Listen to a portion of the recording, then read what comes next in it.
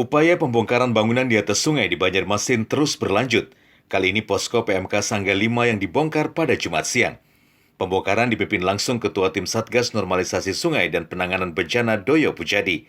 Hanya saja pembongkaran tidak tuntas dilakukan petugas setelah ada permintaan PMK Sangga 5 untuk membongkar sendiri bangunan yang menutupi sungai ini. Mereka juga berharap agar tidak ada tebang pilih dalam pembongkaran. Mendukung sebenarnya, tapi jangan tebang pilih. Kalau memang ini sampainya lebarnya ke posko Sangga 5 itu ukurnya habiskan semua, habiskan. Kalau nggak dihabiskan kami curiga itu ada apa ini, pesanan apa saya nggak tahu itu, ya kan? Halo, mudah-mudahan. Tim Satgas sendiri secara persuasif sudah menyurati warga yang memiliki bangunan di atas sungai. Mereka tegas untuk menjalankan sesuai aturan.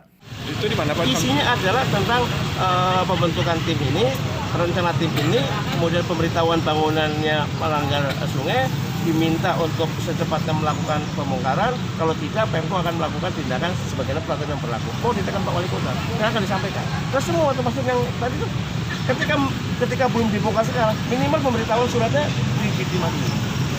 Ketika pada waktunya dia belum bongkar, tim akan membongkar.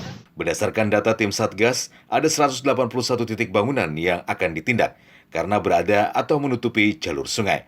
Dari Banjarmasin, Dirgantara, Kalsel 1net.